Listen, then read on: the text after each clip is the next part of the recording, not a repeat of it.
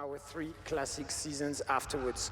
So 3 seasons, each season followed the same sort of structure that we've had in the past with 2 operators and a rework each time. Operators, as you can see in the roadmap, this time we're going to be meeting new characters from way more different nationalities, total 7 different nationalities, traveling from the US Secret Service of our post-launch operators, much more accessible.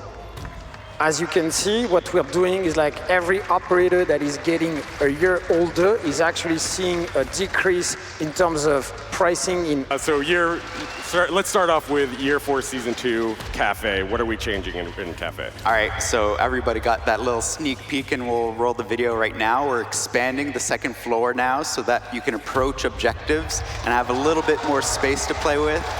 On the attacking side and the defending side, even Skylight is getting blocked a little so that it's a little bit safer to move around on that floor. Yeah, absolutely. Our fans are really liking that one. They love it. And then you can see another big change that we're making is moving the staircase on that bottom floor over. Perfect. So this is a big one. Canal is very special because it's our map that we have 2 buildings and you get a lot of that firefight in between the 2.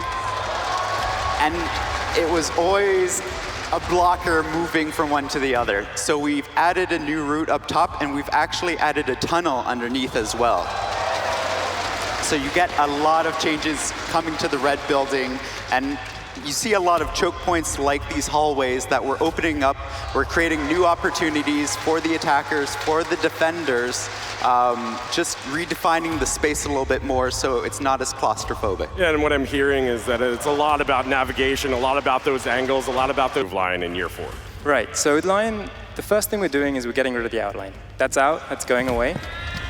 The next thing, the next big thing is the time. He's being halved. It was 7 seconds, 3 seconds of countdown, and then 4 seconds of effective time. Now it's going to be 1.5 to 2, and then 2 seconds of actually scanning.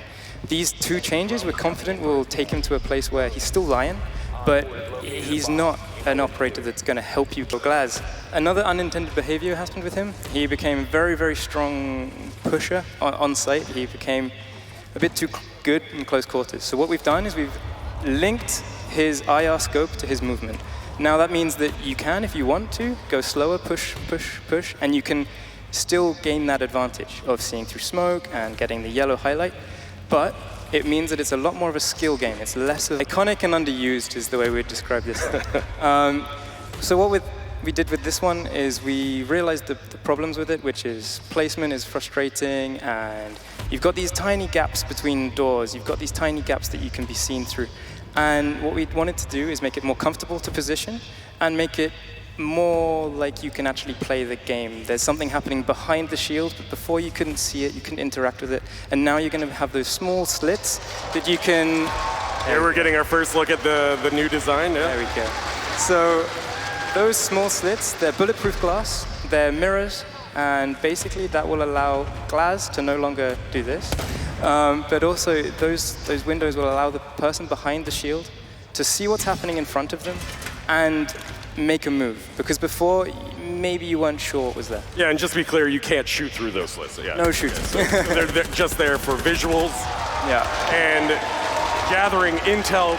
This really becomes more of an intel gathering tool than anything. Yeah. It's an intel gathering tool, and it's also going to have an impact, right? You see one of these, and as an attacker, you think, ooh, maybe I don't rush that. The other thing great about this is we've kept all the destruction mechanics the same. Actually. I'm excited for this one. So we kind of approached this together, which was quite fun. So now Mute will get a small buff icon. It's actually hidden by my in picture, but you will see a blue icon appear when you're in range of the Mute jammer, which will allow the defenders to better utilize that utility of Mute. And then on that as well, Mute jammers will now hang up the phone call when you walk into them. So you can see here, it's gone. It's a cleanse. Yeah. So you'll still get the advantage of Takaibi being able to pinpoint those roamers, but at the same time, Capital. So this one's a big one for us. It's been worked on for a while, and it initially started as a bug fix because this is unintentional. So what we've done now is we've completely reworked the propagation system, and now you will get a much more reliable firebolt.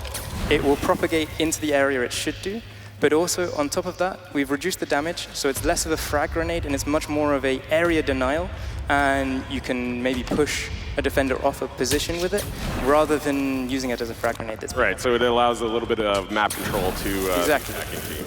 Yeah. Interesting stuff. And now let's take a look at another secondary gadget that's going to be getting a little bit of a change, the breach charge. We haven't changed the breach charge since launch.